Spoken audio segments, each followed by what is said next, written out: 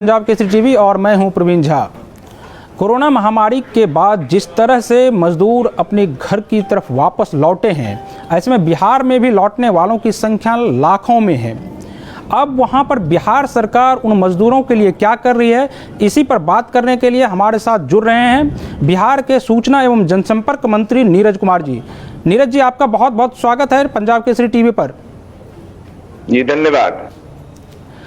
नीरज जी, जिस तरह से ये मजदूर अब अपने घर को वापस लौट रहे हैं, बिहार में लौट रहे हैं, तो ऐसे में सरकार किस तरह से उनको रोजगार उपलब्ध कराने के लिए क्या कर रही है और क्या उनकी प्लानिंग है सरकार की?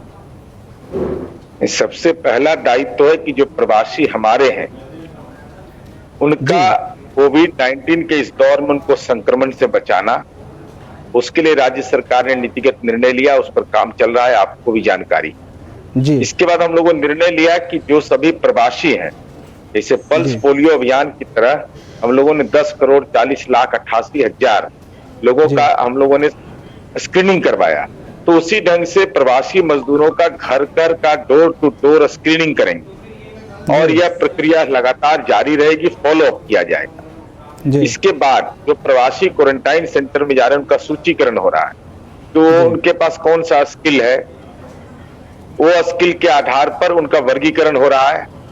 जो विभिन्न विभाग है उस विभाग को यह दायित्व दिया जा रहा है कि आप इनके श्रम का इस्तेमाल करिए, उनकी शैक्षणिक योग्यता के साथ साथ उनका स्किल, और जो अकुशल मजदूर हैं उनके लिए भी सरकार ने मनरेगा के तहत या विभिन्न योजनाओं में जो हमारे निर्माण की योजनाएं चलती हैं, तो जो उनका हेल्थ प्रोसीड्यूर है उसको पूरा नीरज जी, आप कह रहे हैं कि हम पहले उन लोगों की स्क्रीनिंग कर रहे हैं, उन लोगों से पूछ रहे हैं कि उनके पास किस तरह के कौशल हैं और वो क्या कर सकते हैं, लेकिन जो क्वारंटाइन सेंटर में जिस तरह से अव्यवस्था दिख रही है उसको सरकार किस रूप में देखती है और सरकार उसके लिए क्या कर रही है? क्योंकि हमारे पास बहुत सारे वीडियोज आ रहे हैं जिसमें कि क्वारंटाइन सेंटर में बहुत सारी अव्यवस्थाएं हैं, तो इसको कैसे दूर करेगी सरकार? 13,971 क्वारंटाइन सेंटर बिहार में कार्यरत है जी। कितने वीडियो जारी? 13,971। 12 लाख। लेकिन जो भी आ रही है हमारे पास, जो भी सूचनाएं आ रही है, हम तो उसी आधार पर आपसे सवाल करेंगे ना। अरे मुझे कहने दीजिए ना।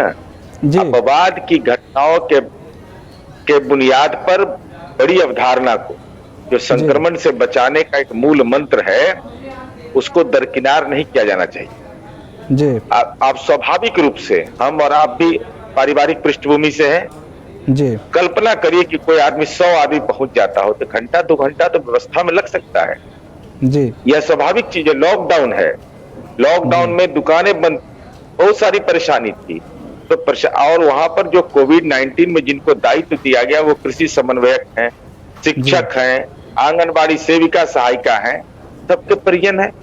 और चूंकि ये एक ऐसा वातावरण बना, और खास करके आप देखिए इसमें बिहार के लोग कितने सचेत हैं और सतर्क हैं, तो उनके परिजन भी अगर आए तो उन्होंने कहा कि क्वारंटाइन सेंटर में जाइए। इसलिए व्यवस्थागत आधार देने में कुछ हो सकता है। सरकार को क्या जरूरत थी क्वारंटाइन सेंटर चलाने का? कोई जरूरत नहीं, हम सीधे गांव में जाने देते अब, और संक्रमण ज्यादा फैलता।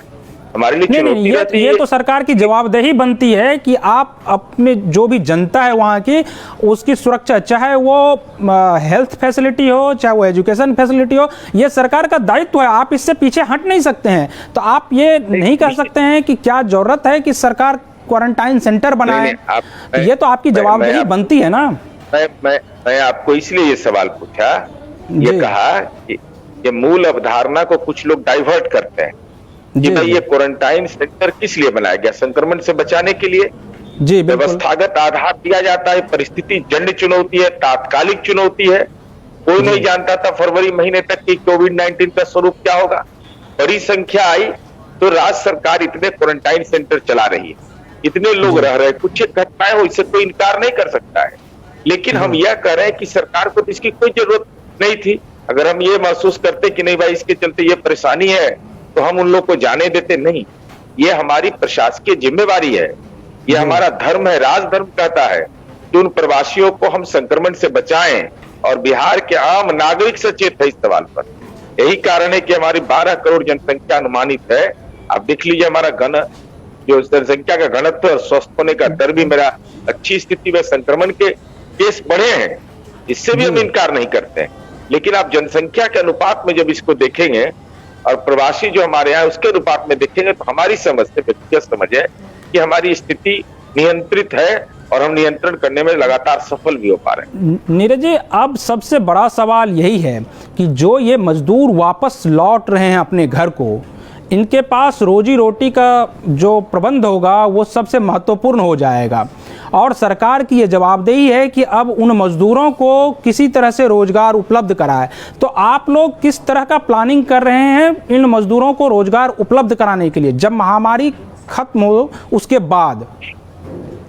नहीं, सबसे पहले तो कि हम आपको बता चुके कि हम लोग उनका तुष्टीकरण कर रहे हैं और आज मैंने कल के डेट में हम लोगों क्या बिहार में छोटी छोटी योजनाओं पर बहुत काम होता है। सड़क, बिजली, सड़क हो गया, पुल पुलिया हो गया, जल जीवन हरियाली में आहार पानी, तरह तरह का। तो हम लोगों ने ये जो तय किया कि अकुशल मजदूर हैं उनके लिए हम लोगों ने अलग सूचीकरण किया है उनका। तो सरकार चूंकि लघु और सूक्ष्म उद्योग की भारी संभावना, फूड प्रोसेसिंग का, ये सारे जो है इसको क्लस्टर के रूप में भी केंद्र सरकार ने आर्थिक पैकेज की भी बात कही है, तो क्लस्टर के रूप में उसको विकसित करना। अब जैसे मधुबनी पेंटिंग हमारा है और हमारे जो श्रमिक हैं वो दूसरे राज्यों में बैग बनाते हैं, लेदर बैग ये बनाते हैं, तो और रहना चाहते हैं। ये देखिए सबसे महत्वपूर्ण बात है, उन्हें इच्छा व्यक्त की कि हम बिहार में रहना चाहते हैं, तो उनके श्रम का हम इस्तेमाल करें। ये तो निश्चित रूप से हमारी कार्य योजना का एक महत्वपूर्ण अंग। और आज की तिथि में 4,24,432 से अधिक योजनाएं ग्रामीण विकास, लघु जल संसाधन, पथ निर्माण विभाग का चल रहा है और 3,32,61,829 मानव दिवस हम लोगों ने सृजित किया है। ये स्वाभाविक एक चुनौती हमारे लिए है, लेकिन जब इच्छा शक्ति होगी तो उस चुनौती का सामना करेंगे।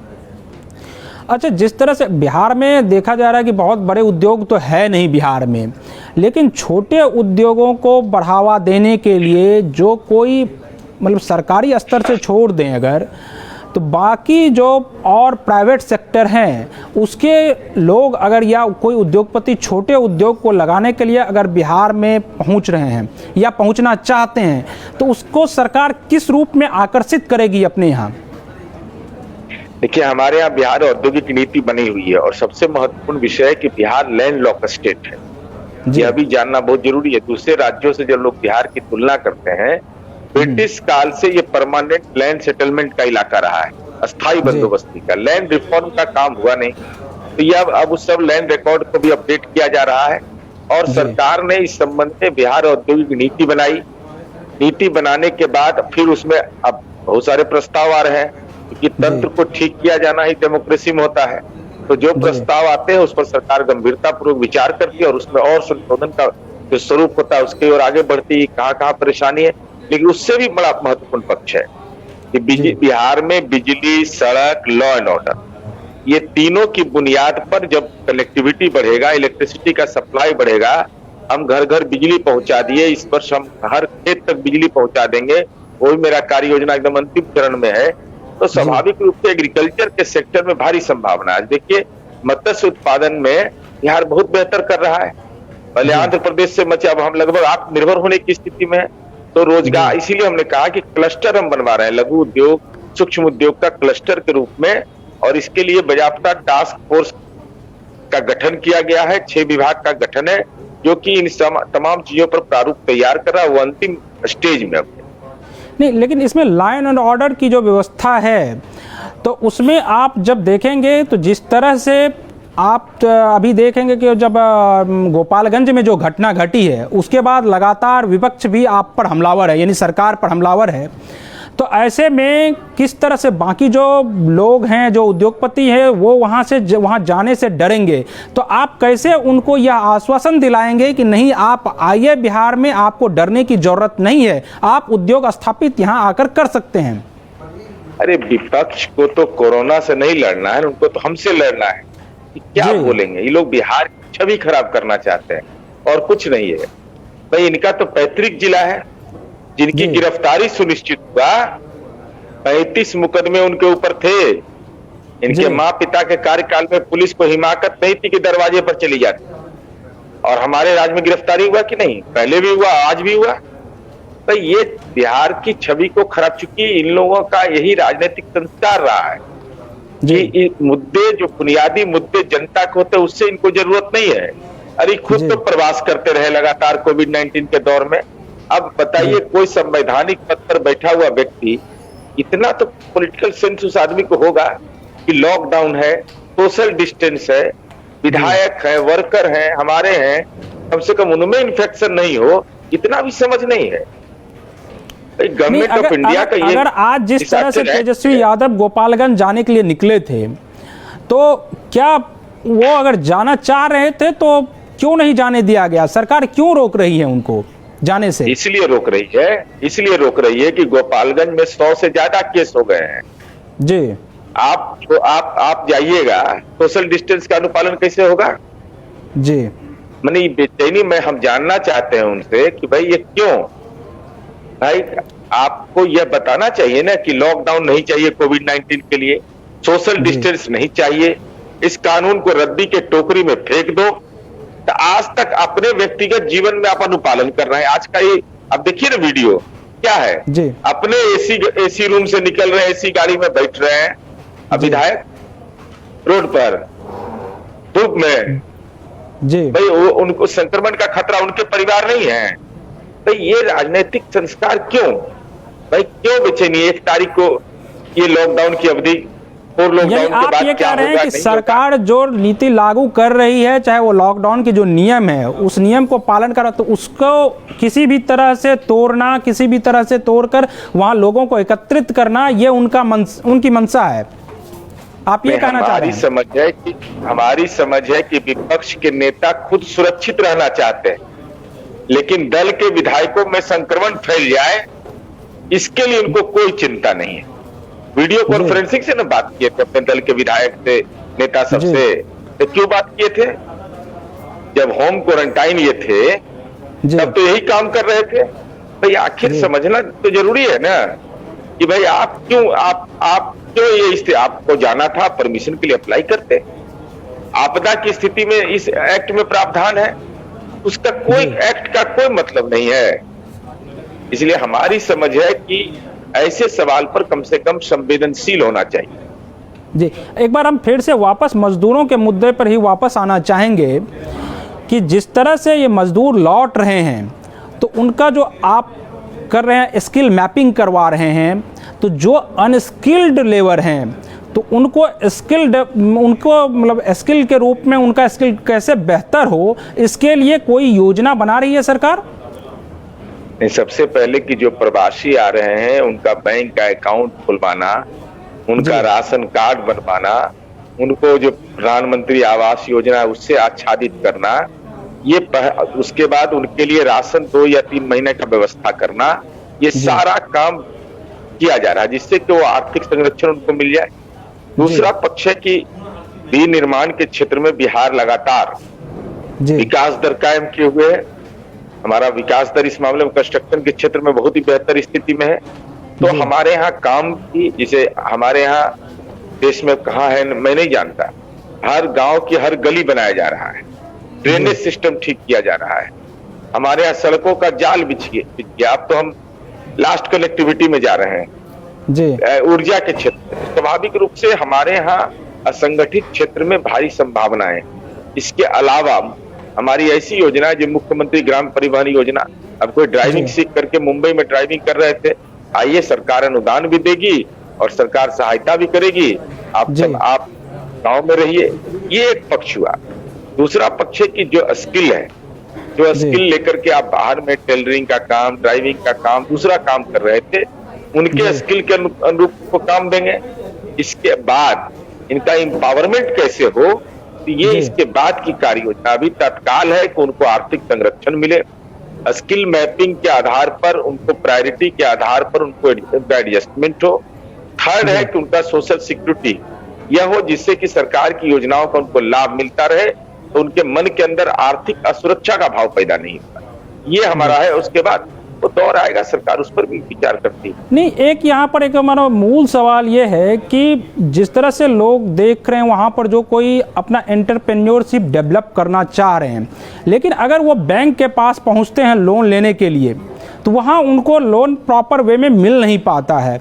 तो आप क्या बैंकों पर क्योंकि जो देखा जा रहा है कि जितना लोन मिलना चाहिए, जो एक खास अमाउंट होता है, एक खास परसेंटेज होता है लोन देने के लिए बैंकों को, वो बैंकों का ये दायित्व है कि वो बैंक दे आम लोगों को, वो बैंक दे नहीं रही है। तो आप लोग बैंकों पर नकेल कसने के लिए क्या कर रहे हैं?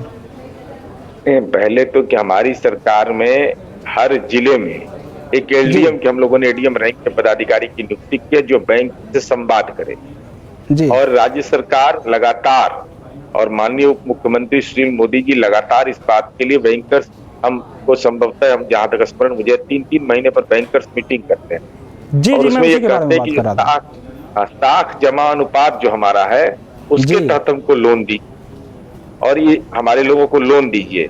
तो स्वाभाविक रूप से राज्य सरकार की जो भी सक्षम शक्ति होती है उसका हम इस्तेमाल करते हैं और उसका जो बैंक का जो क्राइटेरिया है उस क्राइटेरिया को भी हम फुलफिल करते हैं। जो भी हमारे इंटरप्रेटिव आते हैं उनको हम कहते हैं कि भाई उसका अनुपालन कीजिए।